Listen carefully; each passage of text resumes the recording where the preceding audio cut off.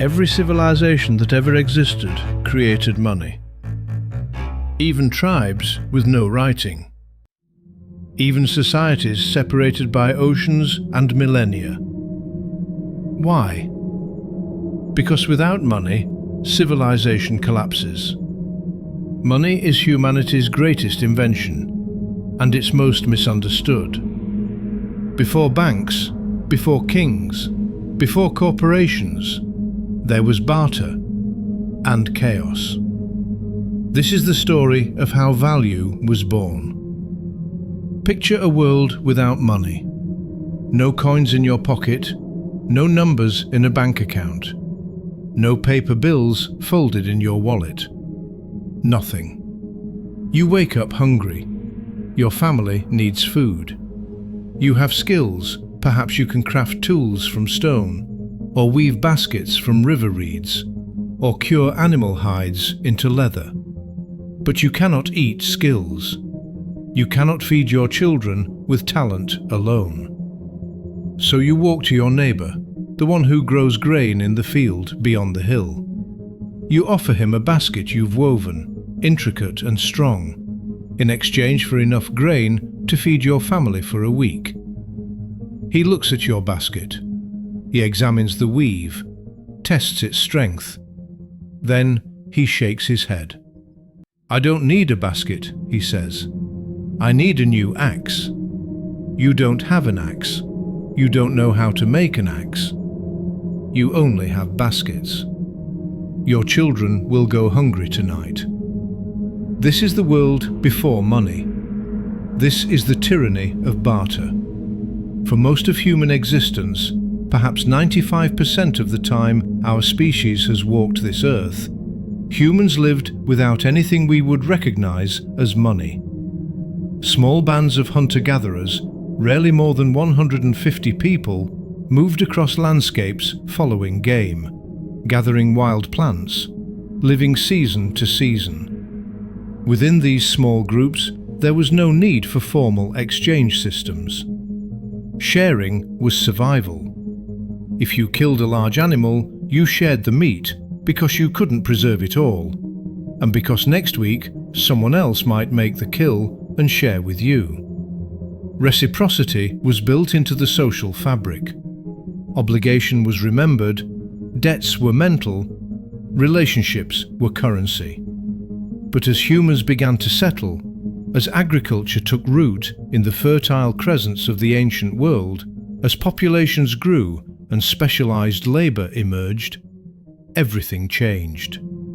Suddenly you had farmers who only grew wheat, potters who only made vessels, weavers who only created cloth, smiths who only worked metal, hunters who only brought game. Each person became excellent at one thing, and dependent on others for everything else. This specialization created prosperity. A dedicated farmer could grow more grain than a hunter who farmed part-time. A dedicated potter could create better vessels than a weaver who made pots occasionally. Specialization meant efficiency. Efficiency meant abundance. But specialization also created a problem, a massive coordination problem that would haunt human societies for thousands of years.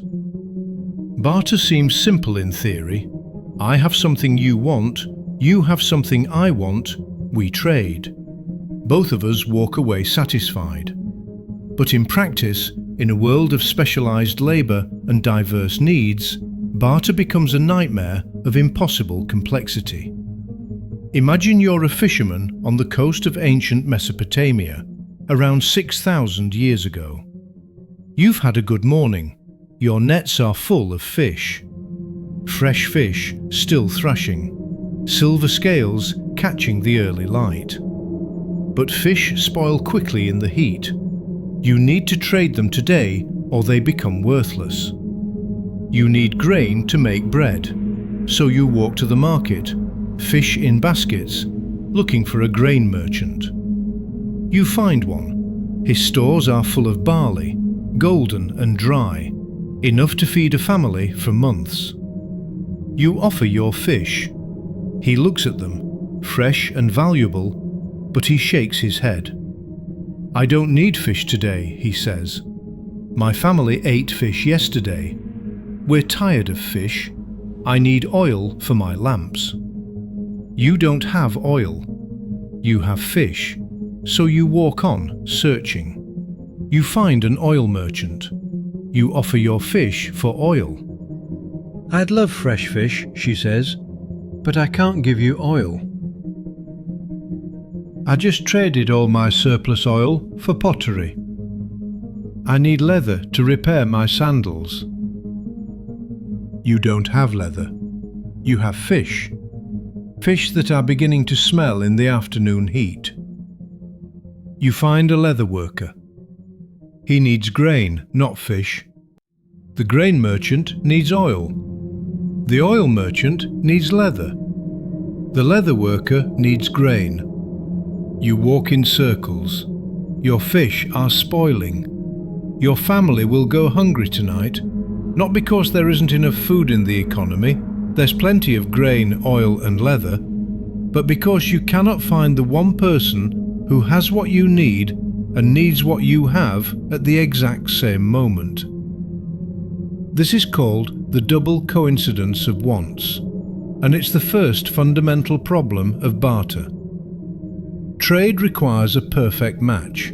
You must find someone who has what you want and who wants what you have at the same time, in the same place, in roughly equivalent quantities. In a small tribe of 30 people, this might work. You know everyone. You know what they need. You can negotiate, call in favours, build obligations over time. But in a village of 300, a town of 3,000, a city of 30,000, the complexity becomes paralysing. Economists have calculated that in an economy with just 50 different types of goods, you would need 1,225 different exchange rates. 50 goods means you need to know how many fish equal one basket, how many baskets equal one clay pot, how many clay pots equal one goat, how many goats equal one cow, how many cows equal one plot of land. Every single relationship between every single good must be memorized, negotiated, and agreed upon. And these rates shift constantly, based on supply, demand, season, quality, and personal need. The mental burden alone is crushing. But there's a second problem, equally devastating. Barter cannot store value across time. Imagine you're a talented builder in ancient times. You spend 3 months constructing a house for a wealthy merchant. It's skilled labour, back-breaking work, valuable work. In exchange, the merchant gives you 30 goats. 30 goats is fair payment for a house. But what do you do with 30 goats? You can't eat 30 goats quickly. You'd waste most of the meat. You can't store 30 goats easily. They need grazing land, water, protection from predators. Goats die. Goats get sick. Goats run away. Goats reproduce at inconvenient times. You wanted to save the value of your 3 months of labour, to use gradually over the next year. But livestock is a terrible store of value. It requires constant maintenance, it depreciates unpredictably, and it cannot be divided easily. Try paying for a loaf of bread with 1/30th of a goat. This is the second fundamental failure of barter. It cannot store wealth across time or transfer it efficiently across space. And there's a third problem. Barter cannot scale. As societies grow, as trade networks extend beyond the local village to regional centres and eventually across vast distances, barter collapses entirely under its own weight. Imagine you're a merchant in ancient Egypt. You've acquired a large shipment of fine linen in Memphis. You want to trade it for cedar wood from Lebanon, hundreds of miles away across desert and sea. But you cannot carry the linen with you. It's too bulky, too heavy. And the Lebanese timber merchants don't want to accept a promise that linen exists in Memphis. They want payment now in something they trust, something universally accepted. Barter requires both parties to be present with their goods at the moment of exchange. It cannot handle credit, cannot handle long-distance trade, cannot handle complex multi-party transactions. And perhaps most importantly, barter cannot create capital. Capital is stored wealth used to create more wealth. A farmer who saves seeds to plant next year's crop is using capital. A merchant who saves profits to buy a larger ship is using capital. Capital requires the ability to store value securely across time and deploy it strategically in the future. Barter cannot do this. Perishable goods rot, livestock dies, physical goods degrade. There's no secure way to accumulate wealth, protect it, and invest it. Without capital accumulation, there can be no complex civilization. No temples, no pyramids, no standing armies, no infrastructure, no scientific advancement, no art beyond what can be created in stolen moments between survival tasks.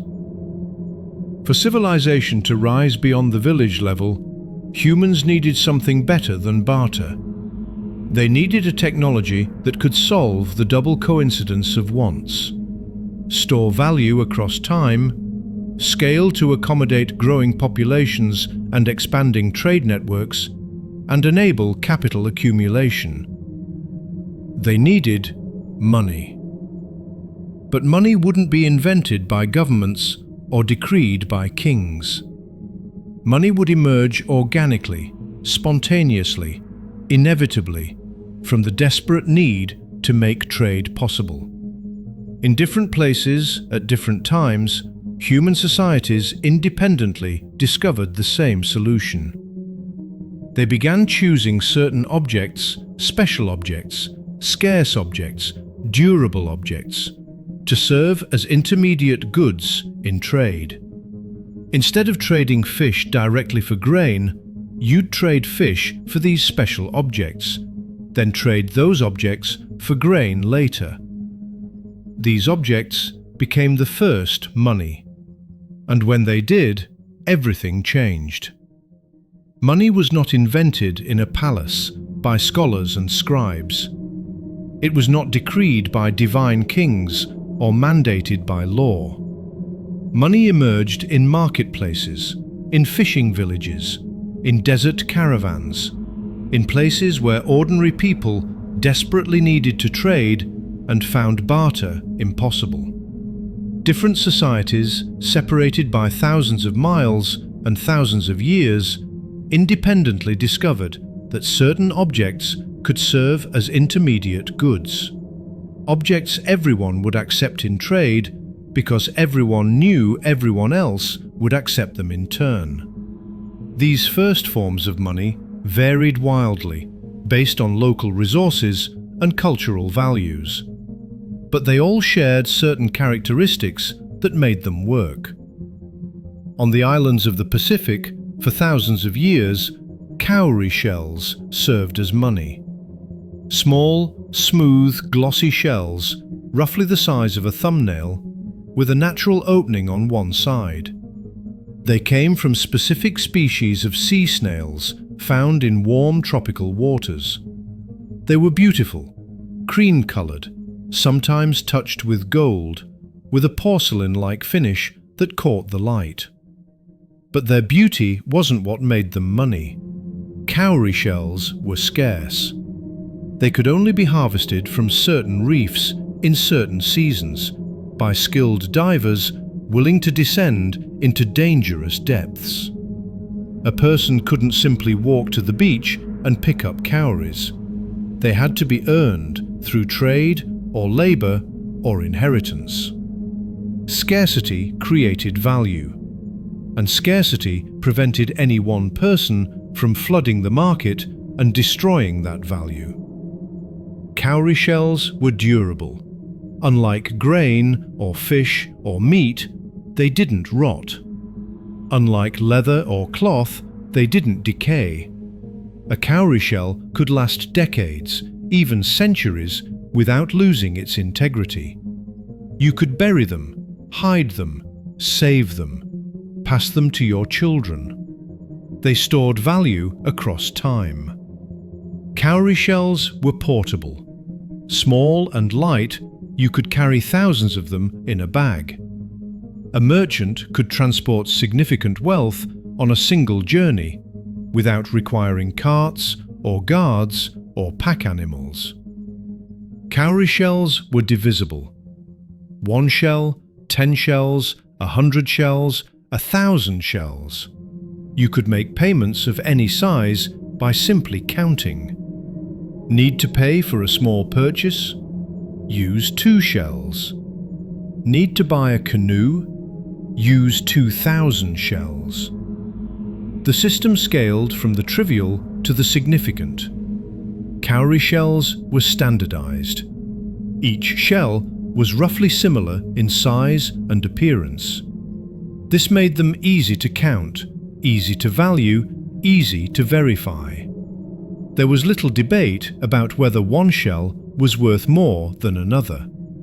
And perhaps most importantly, cowrie shells were universally accepted. Because everyone knew everyone else would accept them, each individual was willing to accept them. This created a self-reinforcing cycle of trust. The more people who accepted cowries, the more valuable they became. The more valuable they became, the more people accepted them. Money is, at its core, a collective hallucination. It only works because we all agree it works. Cowrie shells were used as currency across vast regions of Africa, Asia, and the Pacific for thousands of years. Arab traders brought them from the Indian Ocean to sub-Saharan Africa, where they became the dominant currency for centuries. In some regions, they remained in use until the early 20th century, long after European colonial powers tried to impose their own currencies. At the height of their use, cowrie shells facilitated trade across continents, funded kingdoms, and accumulated in treasuries as national wealth. But cowries weren't the only commodity money to emerge. In ancient Rome and the civilizations of the Mediterranean, salt was money. We think of salt today as cheap and abundant, the stuff in shakers on every table. But in the ancient world, salt was precious beyond measure. Salt preserved food. In a world without refrigeration, salt meant the difference between starvation and survival through winter. Meat, fish, vegetables, all could be preserved for months if properly salted. A family with salt could store the autumn harvest and eat through the barren months. A family without salt watched their food rot. Salt was essential for human health. The human body requires sodium to function, for nerve transmission, muscle contraction, fluid balance. In hot climates, where people sweat heavily, salt deficiency can be fatal. Animals know this instinctively, which is why they seek out salt licks. Humans learned it through bitter experience. Salt was scarce in many regions. Coastal areas could evaporate seawater, but this was labour-intensive and seasonal. Inland areas had to mine salt from deep deposits or trade for it at enormous expense. Entire economies organized around salt production and distribution. The Roman Empire built roads specifically to transport salt. The Via Salaria, the Salt Road, connected Rome to the salt pans of the Adriatic coast. Roman soldiers were sometimes paid in salt rations or given a salarium, a salt allowance, to purchase salt. This is the origin of our word salary. Think about that. The word we use today for payment, for wages, for compensation, comes from salt. That's how fundamental salt as money was to the ancient economy. Salt was durable, portable in reasonable quantities, divisible, and universally valued. It checked every box that money requires. But salt had limitations. It was bulky compared to its value. You needed a lot of physical salt to represent significant wealth. It could be damaged by moisture, and as salt production increased and trade routes expanded, its scarcity decreased, which meant its value as money declined. This reveals an important truth about commodity money. The substance itself matters less than the economic properties it provides. Money doesn't have to be intrinsically useful. It has to be scarce, durable, portable, divisible, standardized, and accepted. Which brings us to the form of commodity money that would dominate human civilization for thousands of years, and still echoes in our monetary systems today. Metal. Humans discovered metals gradually over millennia. First, copper, soft and easy to work, found in pure form in certain rocks. Then bronze, an alloy of copper and tin, harder and more useful for tools and weapons. Then iron, requiring much higher temperatures to smelt, but far more abundant and practical. And then the precious metals, silver and gold. Gold and silver were useless for practical purposes in the ancient world. Too soft to make effective tools or weapons, not particularly useful in construction. You couldn't eat them, wear them for warmth, or burn them for heat. But they were perfect for money. Gold and silver were scarce. Finding them required mining, often deep underground in dangerous conditions, with enormous labour.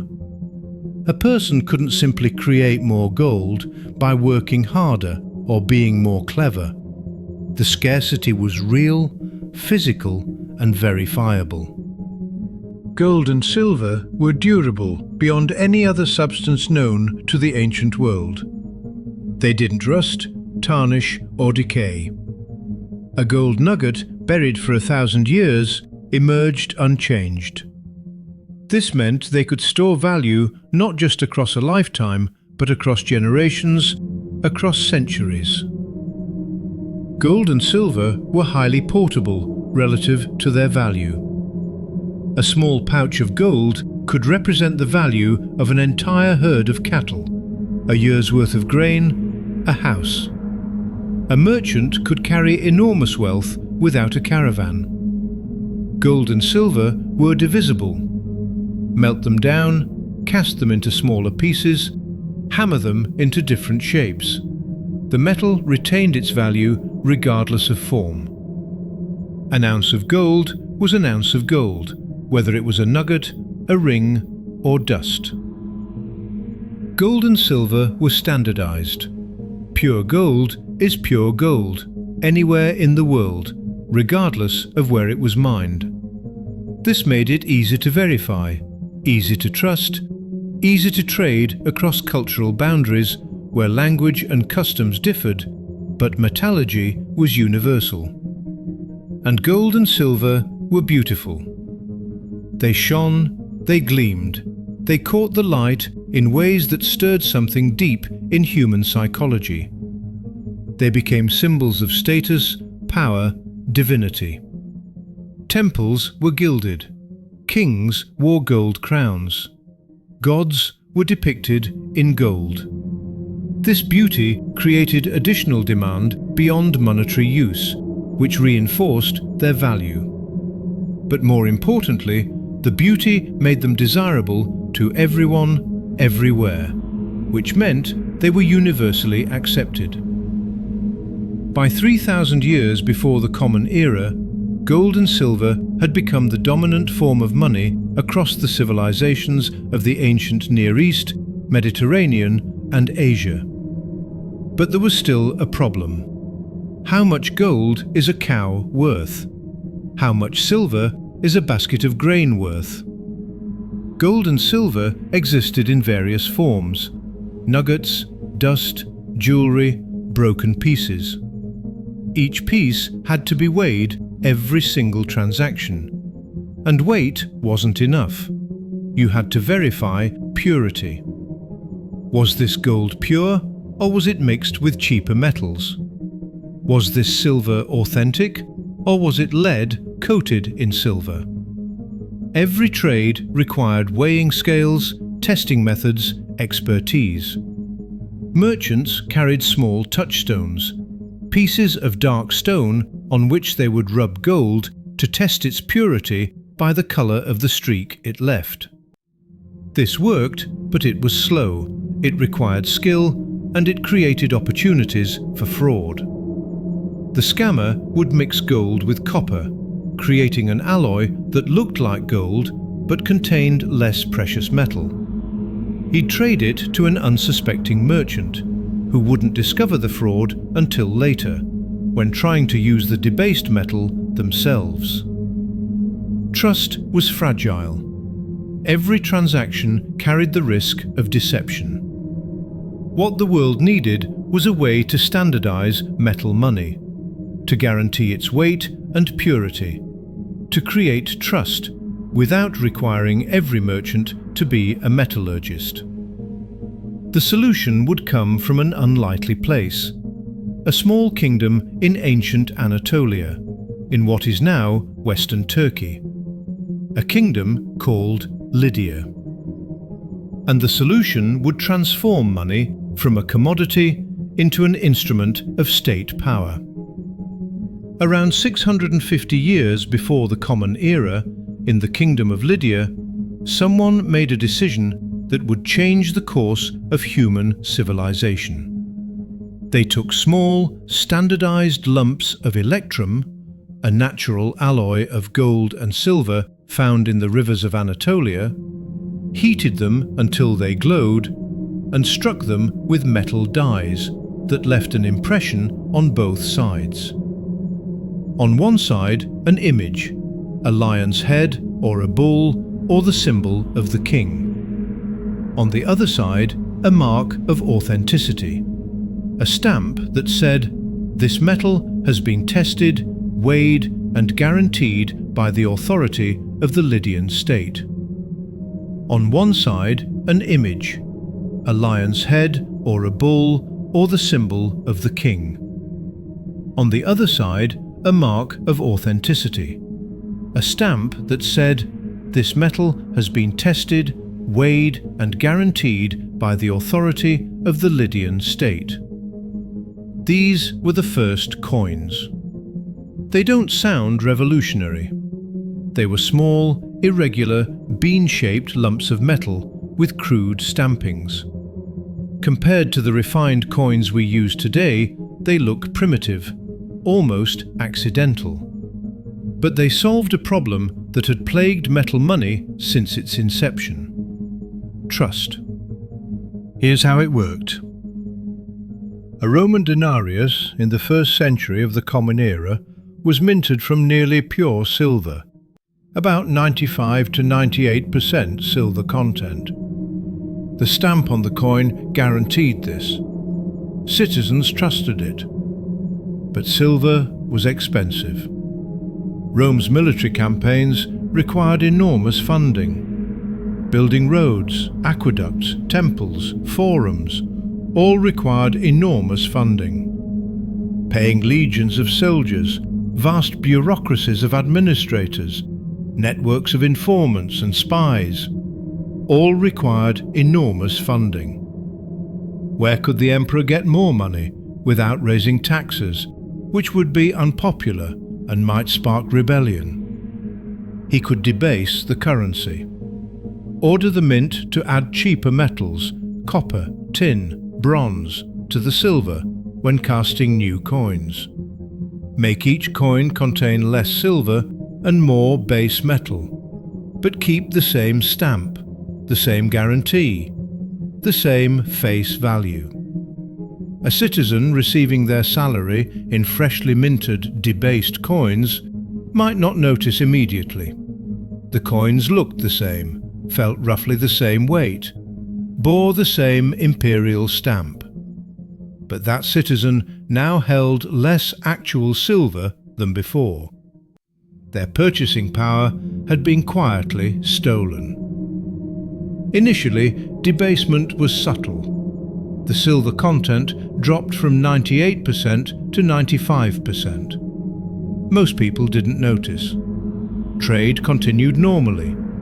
But over time, as successive emperors faced increasing financial pressures, barbarian invasions, civil wars, plague, economic contraction, the debasement accelerated.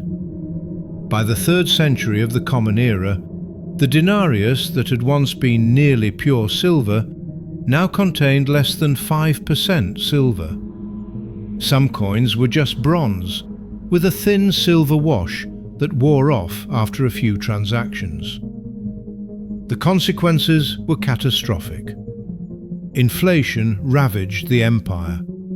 Prices soared. A measure of wheat that cost 2 denarii in the 1st century cost 200 denarii in the 3rd century. Not because wheat became more valuable, but because the denarii became worthless. Citizens who had saved coins for their old age discovered their life savings could barely buy a week's food. Pensions became meaningless.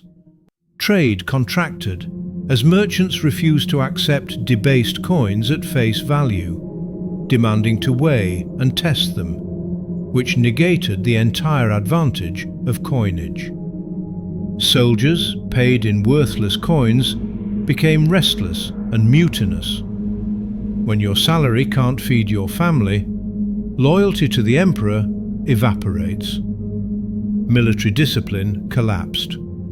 Legions began making and unmaking emperors based on who promised higher pay, creating a spiral of instability and further debasement. The Roman economy, once the most sophisticated in the world, regressed toward barter in many regions. Landlords demanded rent in grain, not coins.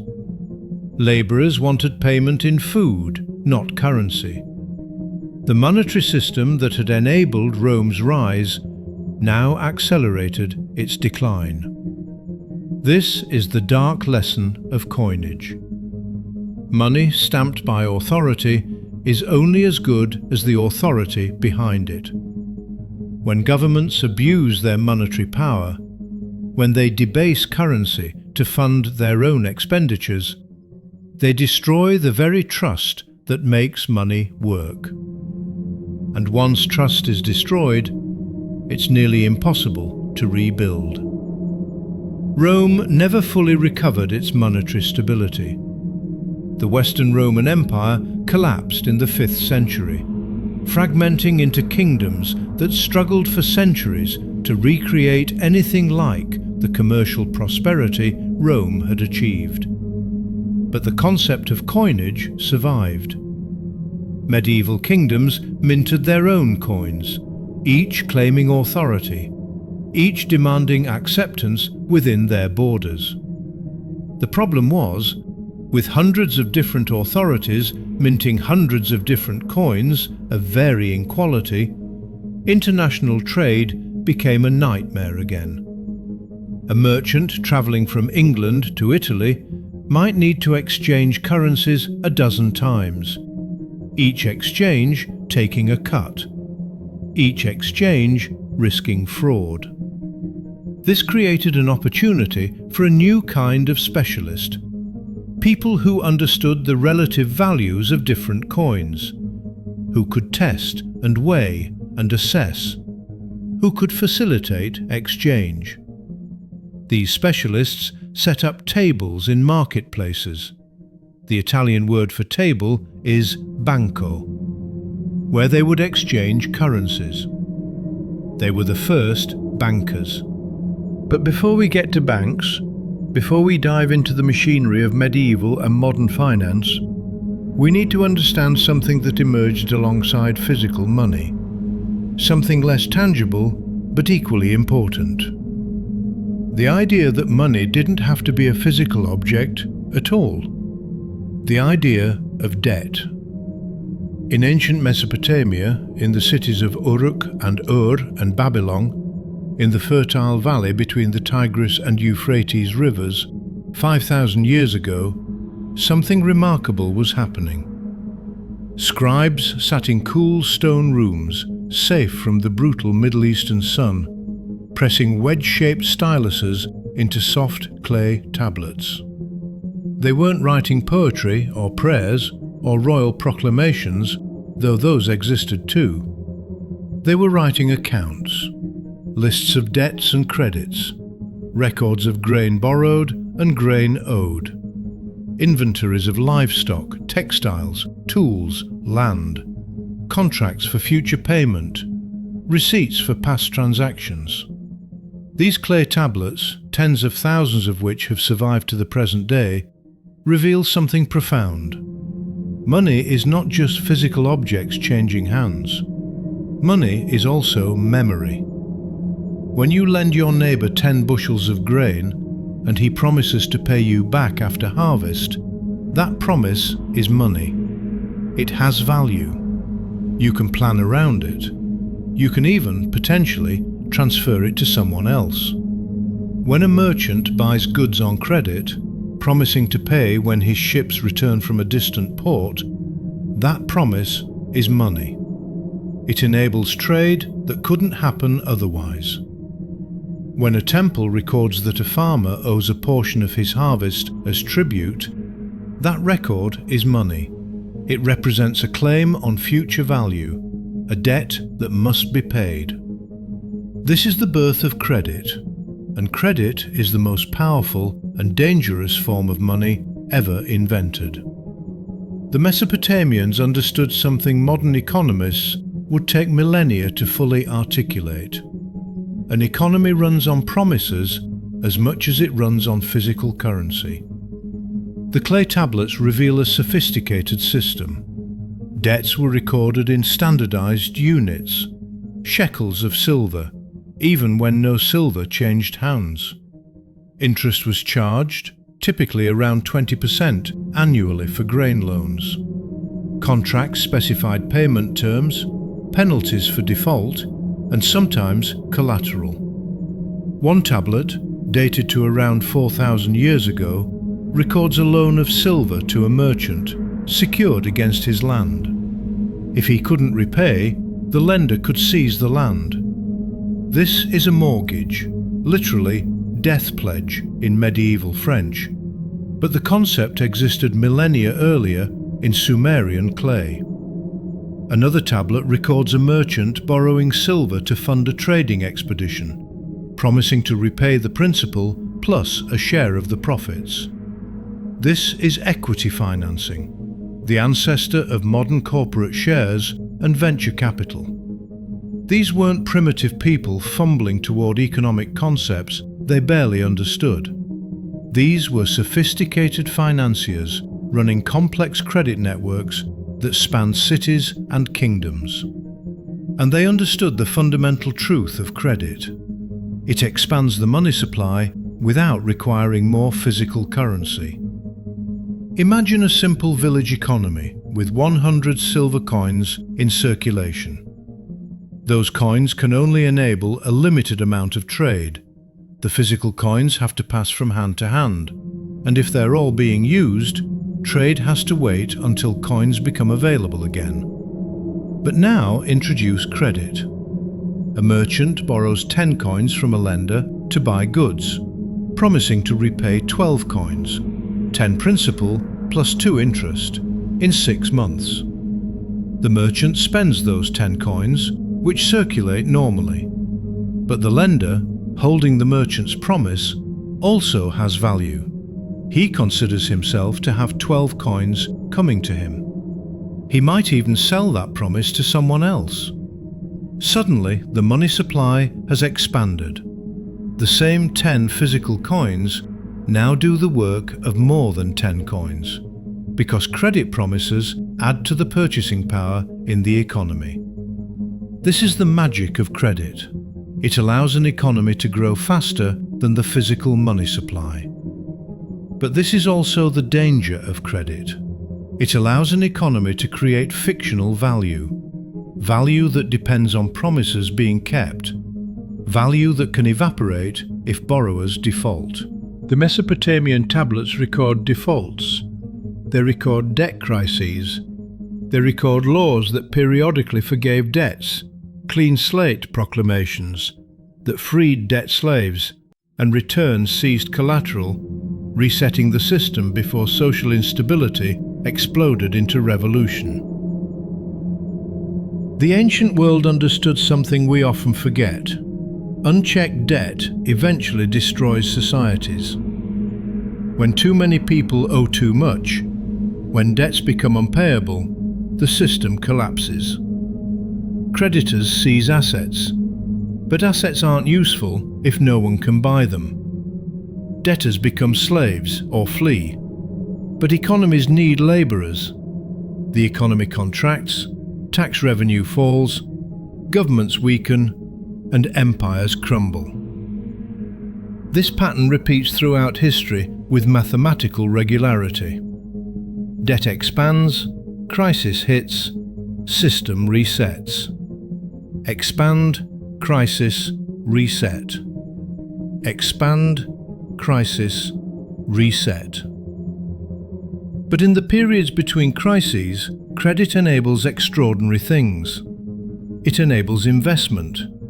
A farmer can borrow to buy better tools, increasing his productivity, enabling him to repay the loan with interest and still be better off. This is productive debt, debt that creates more value than it costs. It enables long-distance trade. A merchant can buy goods on credit, ship them across dangerous routes, sell them at a profit in distant markets, and repay the loan. Without credit, he'd need to save for years before making his first voyage. With credit, he can start immediately. It enables construction and infrastructure. A city can borrow to build walls, aqueducts, temples, markets, projects that benefit everyone but require more capital than current tax revenue can provide.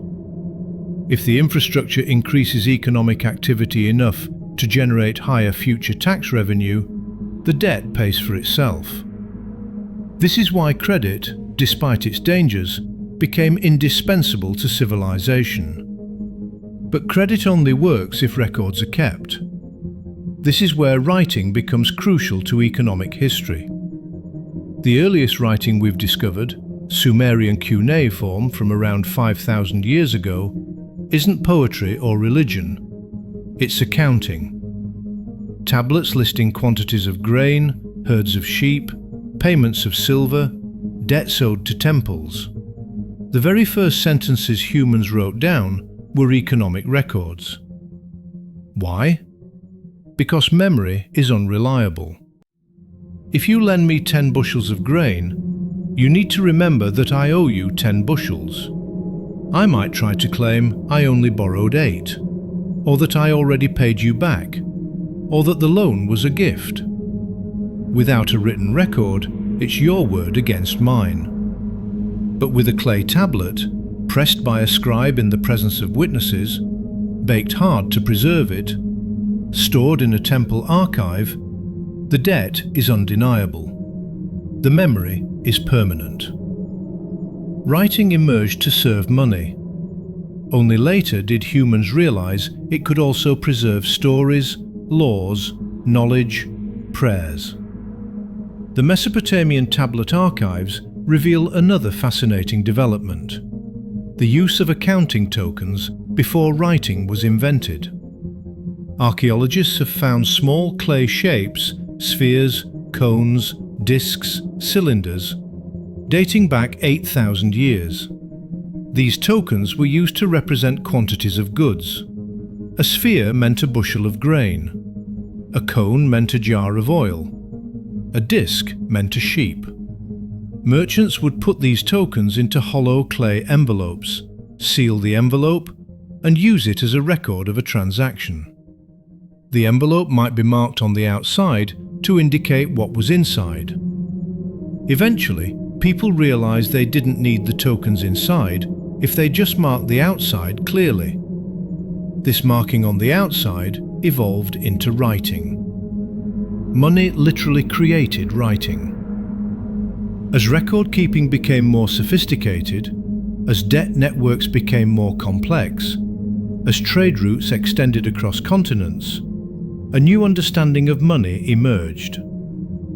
Money wasn't just coins and grain and silver. Money was information. Money was a ledger. Money was the collective memory of who owed what to whom. A wealthy person wasn't necessarily someone with a room full of gold.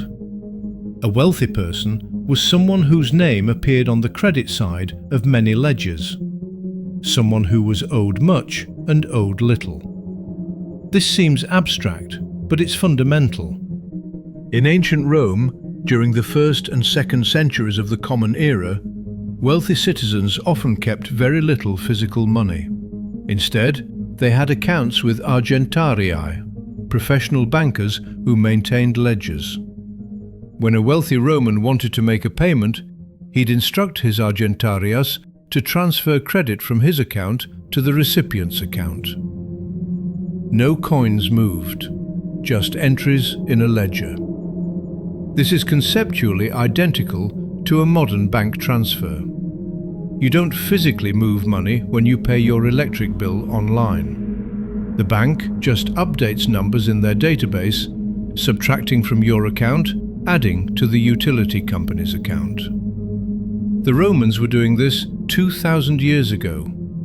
The medieval world expanded on this with bills of exchange, written promises that allowed merchants to transfer money across long distances without physically transporting coins. A merchant in Venice who wanted to buy wool in England would go to a Venetian banker and pay him in local currency. The banker would write a bill of exchange, essentially a letter of credit, addressed to his partner bank in London. The merchant would travel to London, present the bill, and receive English currency from the London bank. No coins crossed the Alps or the English Channel, just a piece of paper carrying a promise. This was safer than carrying gold through bandit-infested mountain passes. It was faster, it was more efficient, and it meant that the actual physical money supply of Europe could be much smaller than the volume of trade it supported, because promises did much of the work. But this also meant that trust became even more important. A bill of exchange was only valuable if the receiving bank honored it. If banks defaulted, if they refused to pay, if they went bankrupt, the paper became worthless. The medieval and Renaissance periods saw periodic banking collapses that cascaded across Europe, destroying merchant fortunes, toppling governments, and triggering economic depressions. The Bardi and Peruzzi banks of Florence, the largest in Europe in the 14th century, collapsed when King Edward III of England defaulted on his war loans. The banks had lent him enormous sums to fund his campaigns in France. When he couldn't repay, the banks failed. Their depositors lost everything. Credit markets froze. Trade contracted. The economic shock contributed to social upheaval across Europe. This is the paradox of credit-based money. It's incredibly powerful, enabling economic activity far beyond what physical currency alone could support. But it's fragile, dependent on trust, vulnerable to cascading failures. And the more sophisticated the credit system becomes, the more abstract money becomes, the more the economy rests on collective belief rather than physical reality. Which brings us to the question that haunted the ancient world and still haunts us today. What backs money? What gives it value? When money was gold, the answer seemed obvious. Gold is valuable because it's scarce, durable, beautiful, and universally desired. But when money is a promise, when it's an entry in a ledger, when it's a piece of paper that says the bearer is owed £10 of silver, what happens if you can't actually redeem that promise? What happens when there's more paper than there is silver to back it? What happens when the promise breaks? These questions would become central to the next phase of monetary history, as kingdoms transformed into empires, and empires required ever larger quantities of money to fund their ambitions. In 27 years before the Common Era, after decades of civil war, a man named Octavian stood before the Roman Senate and accepted a new title, Augustus, the revered one. The Roman Republic was dead. The Roman Empire was born. And over the next 2 centuries, this empire would grow to dominate the known world, stretching from the rainy forests of Britain to the deserts of Mesopotamia, from the Rhine and Danube rivers to the Sahara Desert. At its height, the Roman Empire contained perhaps 70 million people, a quarter of the entire human population of Earth. How did Rome do this? Military might, certainly. Roman legions were the most disciplined and effective fighting force the world had ever seen. Engineering brilliance, absolutely. Roman roads, aqueducts and fortifications were marvels of construction that still stand 2,000 years later.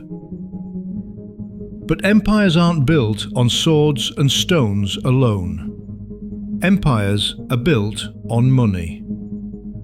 The Roman Empire was, fundamentally, a monetary system backed by military force and held together by economic integration. Consider the challenge. How do you govern 70 million people scattered across millions of square miles, speaking hundreds of languages, practicing different religions, living in different climates with different resources? You can't rule by fear alone. You can't station soldiers in every village. You can't watch every frontier, every mountain pass, every potential rebellion.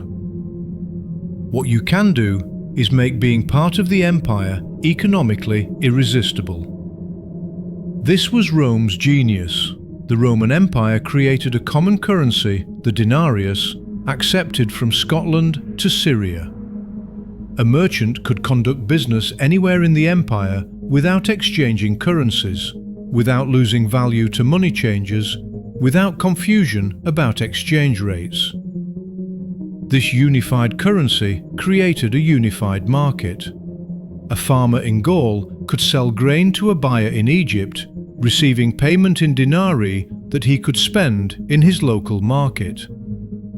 A craftsman in Greece could buy tin from Britain using the same coins he earned selling pottery to customers in Italy. Wine from Spain, olive oil from North Africa, textiles from Asia Minor, all traded freely, all priced in the same currency.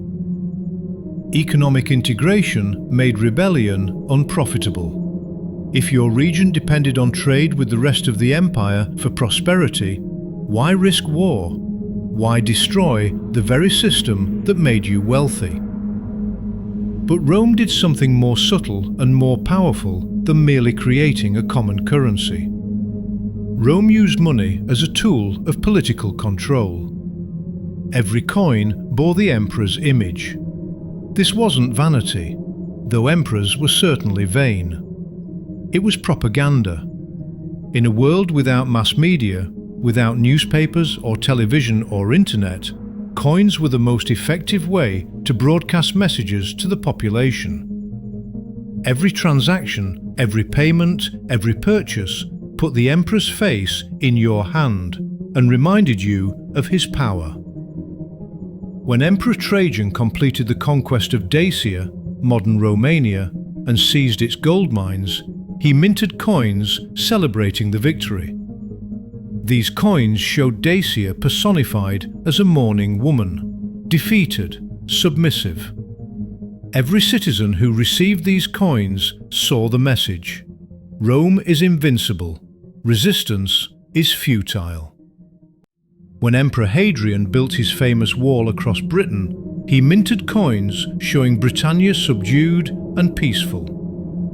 When emperors wanted to claim divine favor, they put images of gods blessing them on coins. When they wanted to celebrate public works, they showed aqueducts and temples. Coins were miniature billboards carrying imperial propaganda into every corner of the empire, touched by every hand, seen by every eye. But propaganda alone doesn't build empires. Money must do real work. Rome's military machine required staggering amounts of funding. At the empire's height, Rome fielded perhaps 400,000 professional soldiers, legionaries and auxiliaries stationed in permanent fortifications along thousands of miles of frontier. These soldiers needed to be paid regularly, reliably, in currency they could actually spend. And here's the brilliant part. Rome paid soldiers in denarii minted in Rome, which created a currency distribution system that spread Roman money across the entire empire. A legionary stationed on Hadrian's wall in Britain received his salary in denarii. He spent those denarii in the local markets near his fort, buying food, beer, clothes, entertainment. Local merchants accumulated denarii, which they used to buy goods from other regions, which spread the coins further. The military became a monetary pump, pushing Roman currency out to the frontiers, integrating even the remotest provinces into the empire's economic system. But soldiers weren't the only recipients of imperial money. Rome built infrastructure on a scale unprecedented in human history. Roads. Over 50,000 miles of paved roads, engineered to last centuries, connecting every major city and military outpost.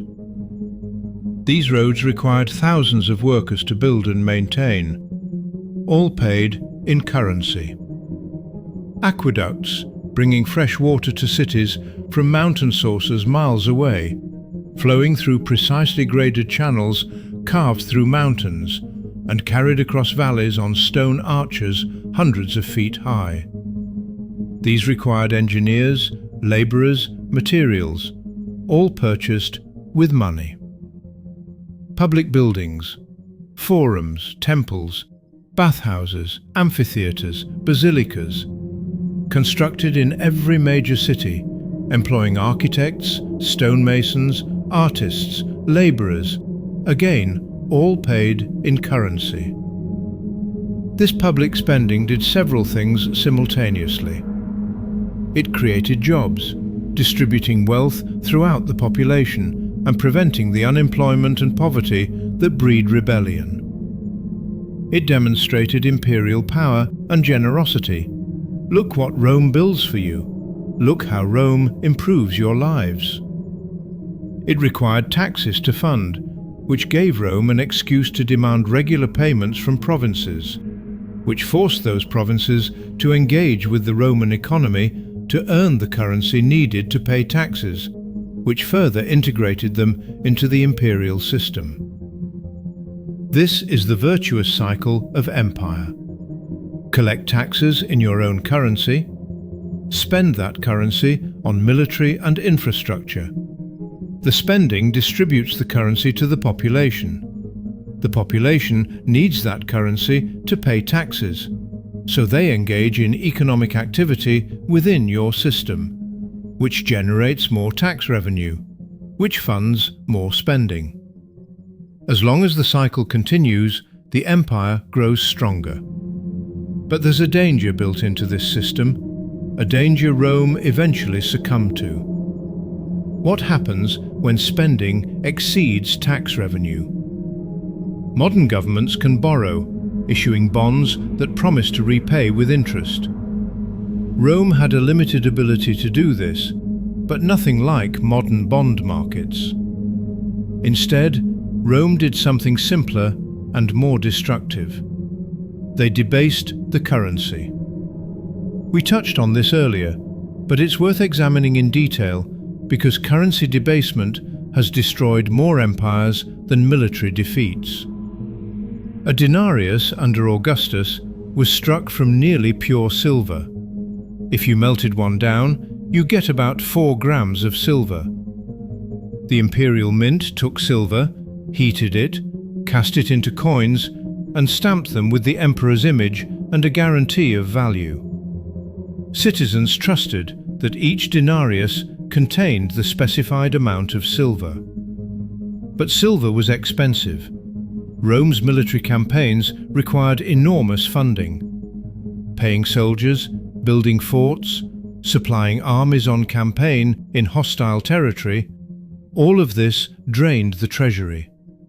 An emperor could raise taxes, but that was unpopular and might trigger rebellion. Or he could find more silver, but Rome's mines were already producing at capacity. Or he could order the mint to add cheaper metals to the silver when casting new coins.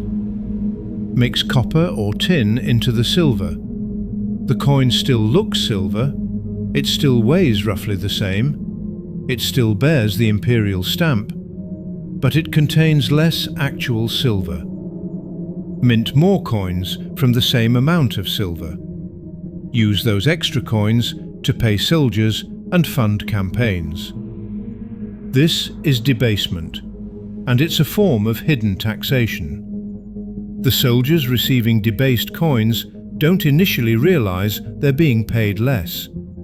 The coins look the same, but when they try to spend those coins, when merchants start to notice the coins are softer than they should be, when wear reveals copper underneath a silver surface, the value drops. Initially, the debasement was subtle. Under Emperor Nero, around 60 years after Augustus, the denarius dropped from nearly pure silver to about 90% silver. Most people didn't notice.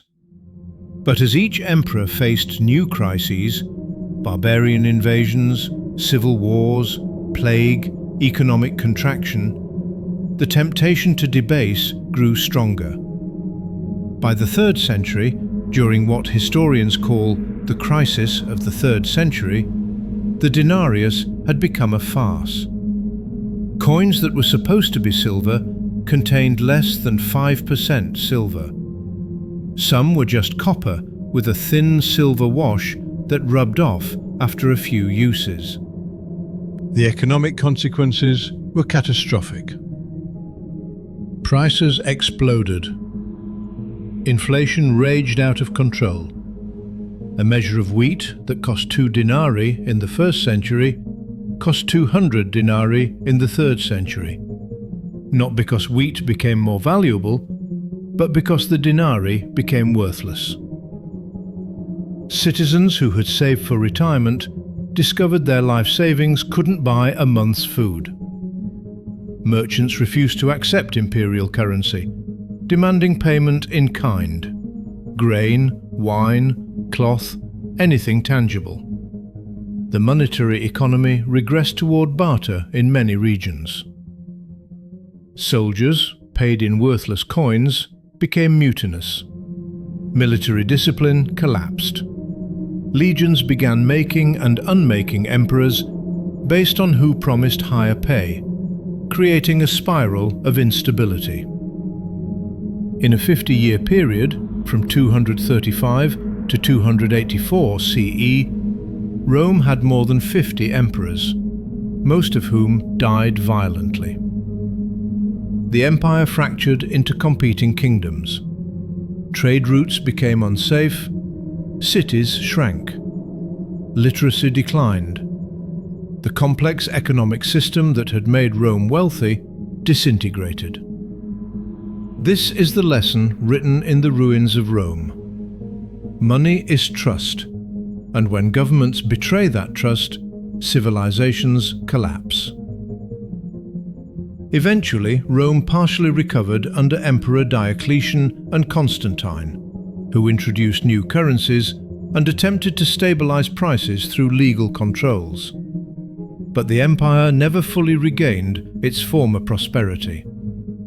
The Western Roman Empire fell in 476 CE, fragmenting into barbarian kingdoms.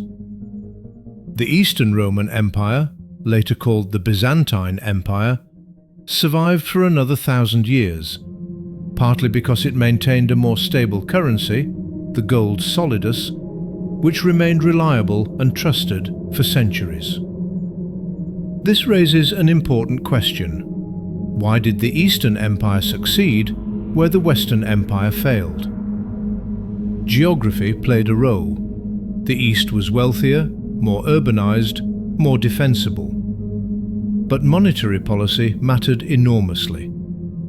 The Byzantine Empire understood that maintaining currency stability was worth short-term sacrifice. When emperors needed money, they raised taxes or cut spending, rather than debasing the currency. This was unpopular, but it preserved trust in the solidus.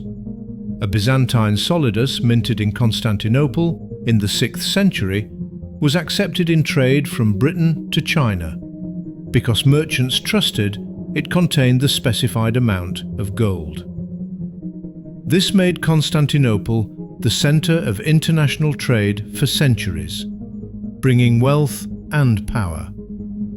The Byzantines also maintained sophisticated credit systems, building on Roman foundations.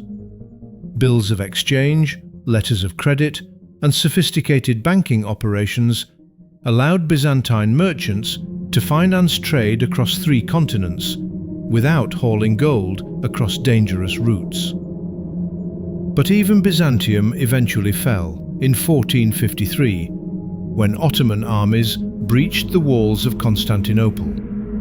And even this conquest had a monetary dimension. The Ottomans had access to silver from mines in the Balkans, which allowed them to mint more currency, hire more soldiers, and sustain longer campaigns than the Byzantines, who were financially exhausted after centuries of warfare. Empires rise and fall on the strength of their money. This pattern repeated across the medieval world. The Abbasid Caliphate, ruling much of the Middle East and North Africa from the 8th to 13th centuries, grew wealthy by controlling trade routes and minting reliable gold dinars that were accepted from Spain to India. When the Caliphate fragmented and currency stability collapsed, the region's economic power declined. The Song dynasty in China, from the 10th to 13th centuries, became perhaps the wealthiest society on earth, partly through monetary innovation. The Song invented paper money, printed from wooden blocks, backed by government authority. This allowed massive expansion of trade and commerce. But when the government printed too much paper money to fund wars against nomadic invaders, inflation destroyed the currency and contributed to the dynasty's collapse. The pattern is consistent across cultures and centuries. Stable money builds empires. Unstable money destroys them. But money alone isn't enough. You need institutions to manage it, distribute it, and prevent the human tendency toward fraud and debasement. You need financial systems. And as the medieval period gave way to the early modern era, as trade routes extended around the globe, as new continents were discovered and colonized, the sophistication of financial systems grew exponentially.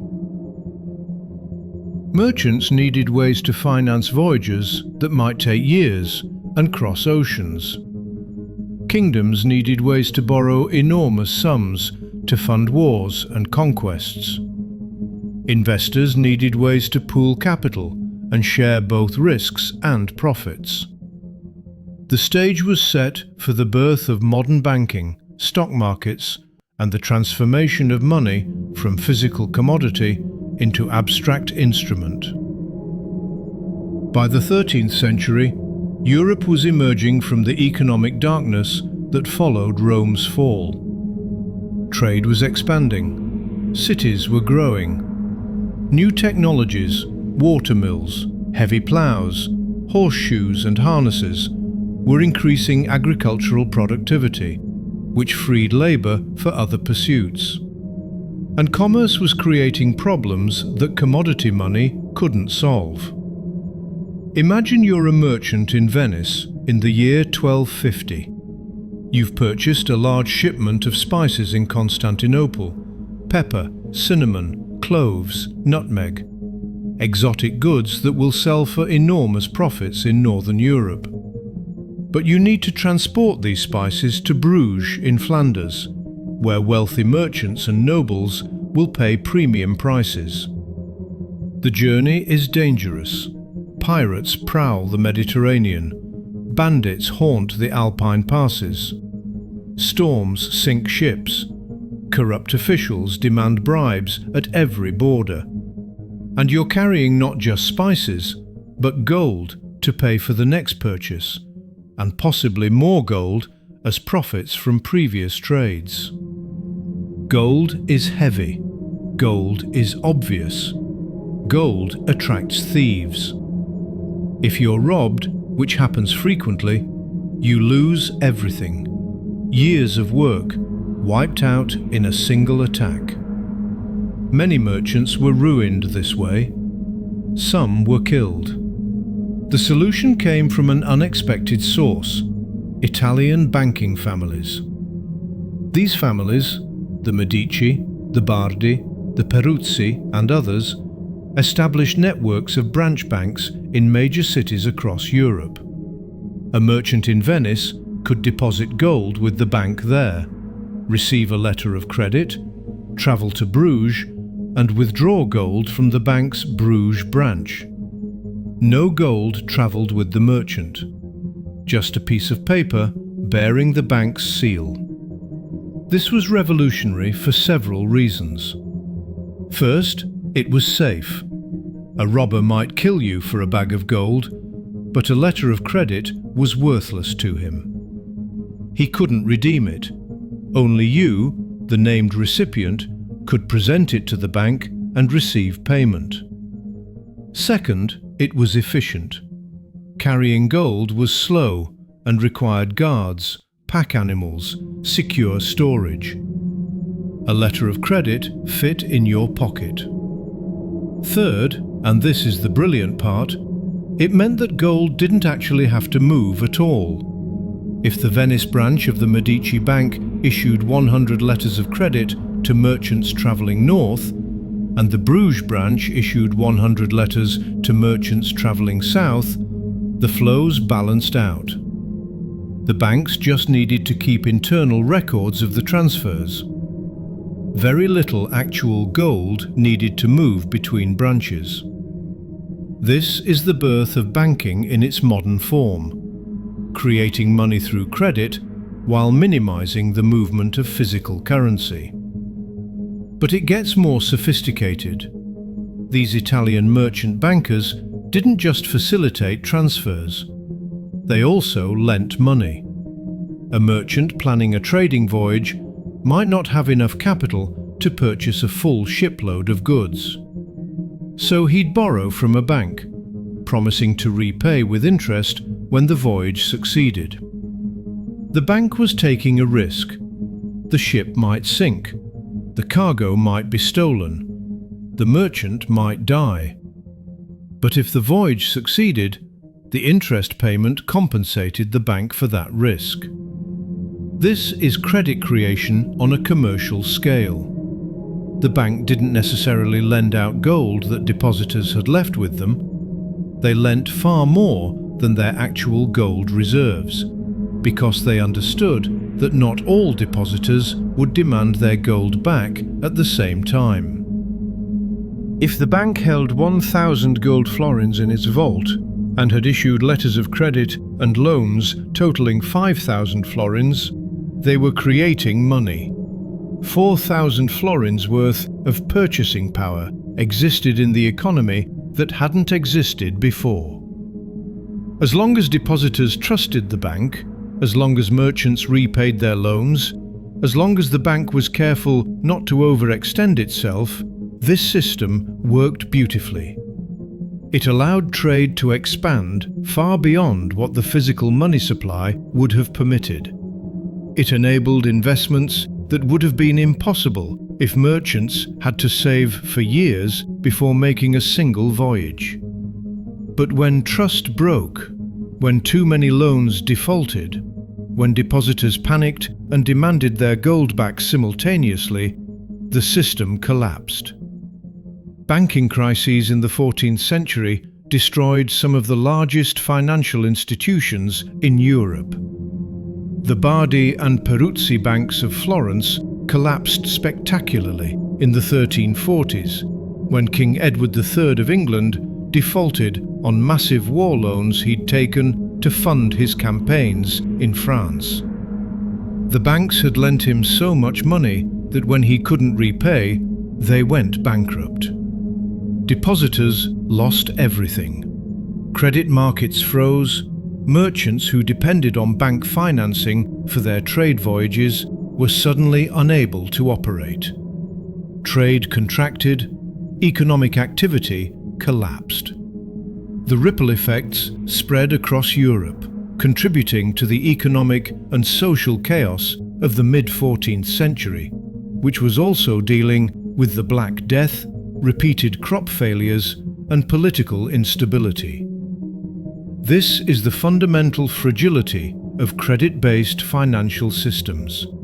They enable extraordinary prosperity during stable times, but they're vulnerable to cascading failures during crises.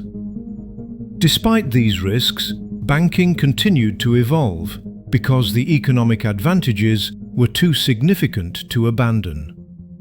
By the 15th century, the Medici family had built the most powerful banking network in Europe. At their height, the Medici operated branches in every major commercial centre: Florence, Venice, Rome, Naples, Milan, Geneva, Lyon, London, Bruges. They financed kingdoms, popes, and emperors. They influenced politics at the highest levels.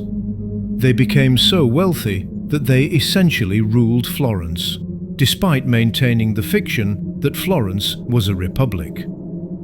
And they pioneered new financial instruments. One innovation was the bill of exchange, which we've mentioned, but which became much more sophisticated in Medici hands.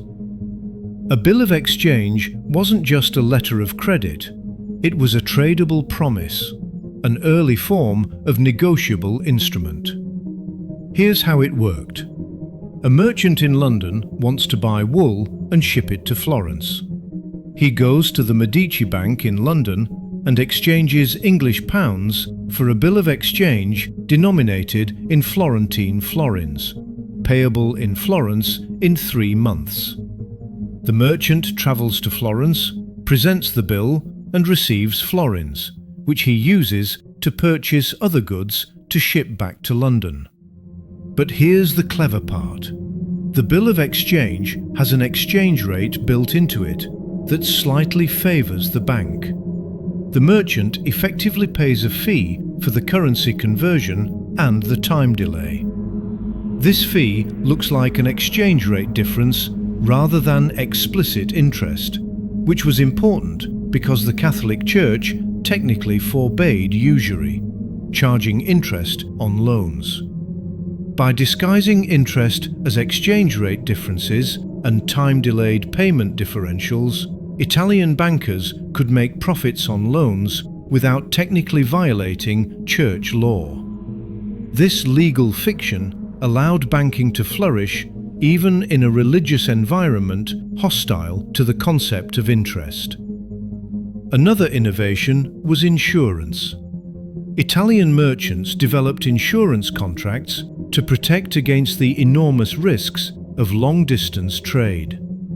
A merchant shipping goods from Venice to Alexandria could purchase insurance from a syndicate of investors. If the ship sank, the insurance paid out, protecting the merchant from total ruin. The investors were gambling that most ships would arrive safely, so their premium income would exceed their occasional payouts. This was fundamentally a risk-pooling mechanism, spreading individual catastrophic risk across many investors. Insurance transformed trade by making high-risk ventures financially survivable. A merchant who lost a ship no longer lost everything. He could try again. This encouraged more ambitious ventures, longer voyages, exploration of new routes, all of which expanded trade and enriched Europe. By the 15th and 16th centuries, as European explorers began crossing oceans and colonizing the Americas, financial innovations became even more critical. Financing a voyage to the New World required enormous capital. Ships, crews, supplies for months at sea, trade goods, weapons, the costs were staggering. No individual merchant could afford it. The solution was the joint stock company. Investors would pool their capital, purchasing shares in a company formed for a specific venture. If the voyage succeeded, profits were divided among shareholders proportional to their investment. If it failed, each shareholder lost only their individual investment, not their entire fortune. This was revolutionary. It allowed massive capital mobilization while limiting individual risk. The Dutch East India Company, founded in 1602, was the first major corporation to issue shares to the general public.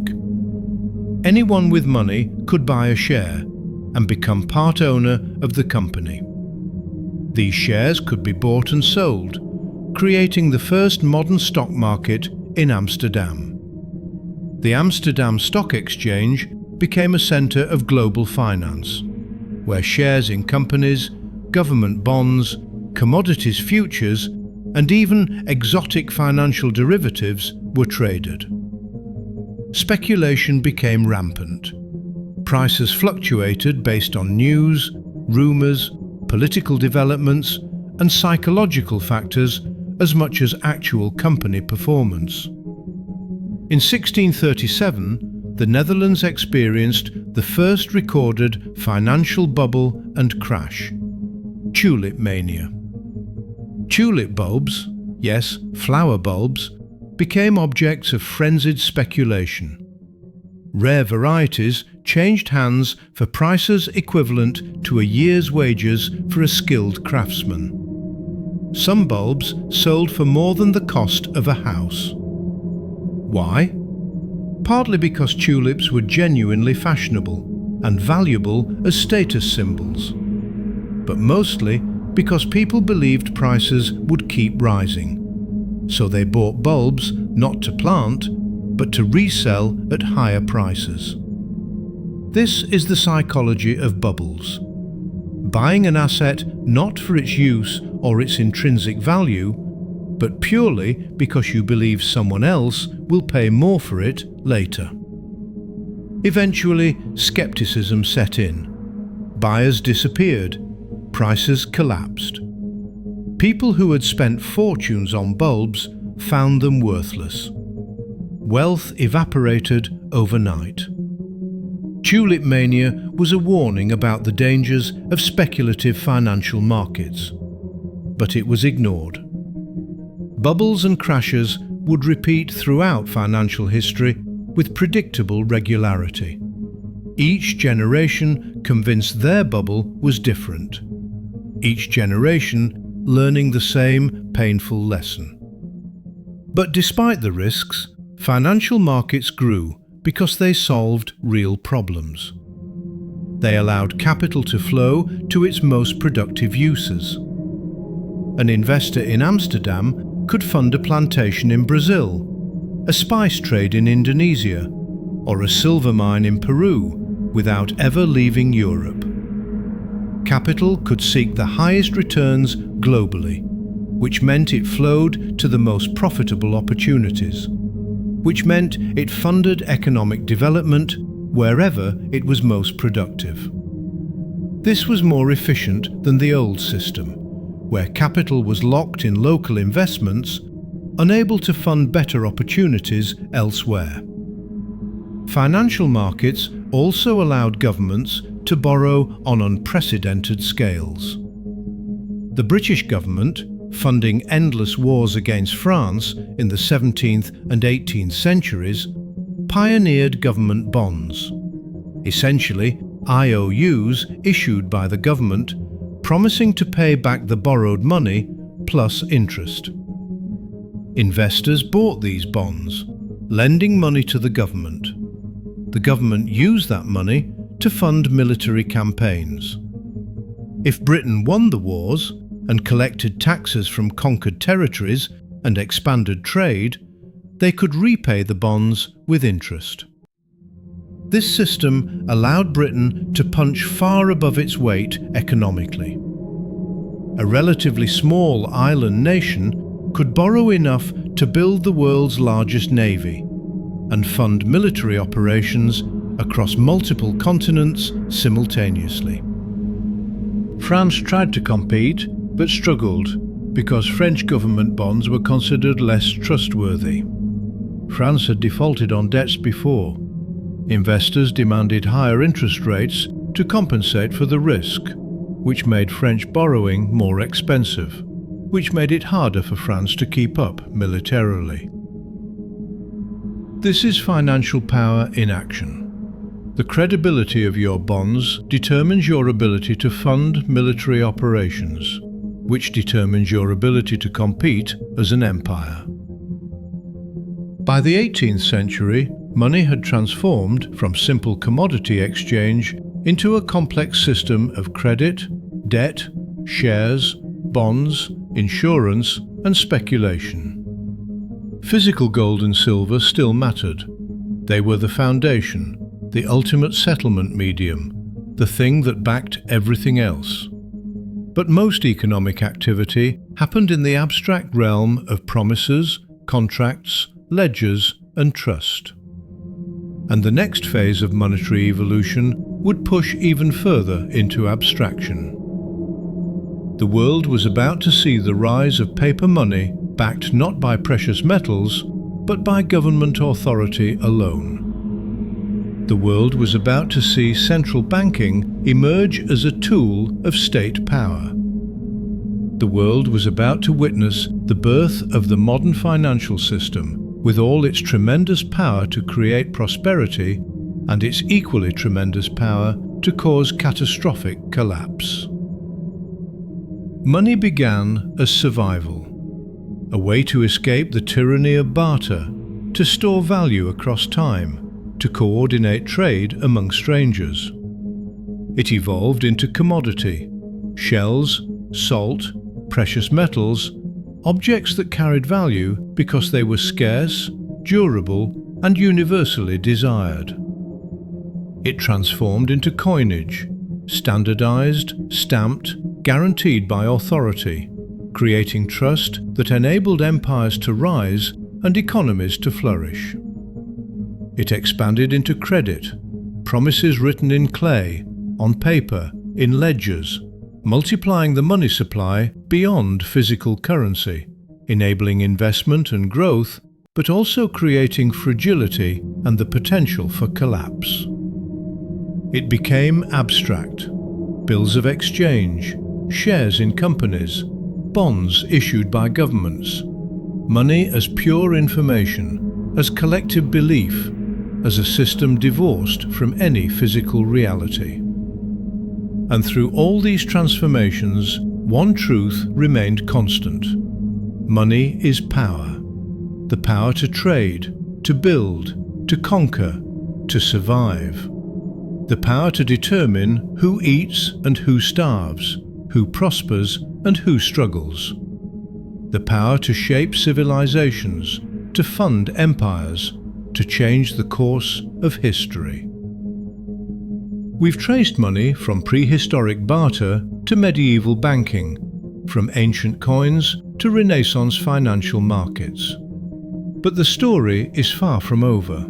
In Part 2, we'll follow money into the modern era. We'll witness the birth of central banks and the rise of paper currency. We'll explore how governments learned to create money from nothing and what happens when that power is abused. We'll examine the gold standard, its collapse, and the emergence of fiat currency. We'll investigate the banking systems that created booms and busts, prosperity and depressions. We'll trace the path that led from coin-based commerce to the digital numbers in your bank account today. Money began as a solution to the chaos of barter. Then it became power. Next, it would become a system that shapes every aspect of modern life, whether you understand it or not. A system that determines your opportunities, your constraints, your future. A system that most people never learn about, even as it governs their lives. The story continues. If this journey through monetary history has opened your eyes to how value was born, how trust became currency, and how the systems we take for granted were built over millennia of human struggle and innovation, then you understand why this channel exists. The money doctrine isn't about hot stock tips or get-rich-quick schemes. It's about understanding the deep machinery of how money actually works, how wealth is really created, how power flows through financial systems. If you want to continue this journey, if you want to understand the modern monetary system, the birth of banking, the mechanisms of debt and credit that shape our world today, subscribe to this channel. Part 2 is coming. The story gets more complex, more powerful, and more relevant to your life today. Don't miss it.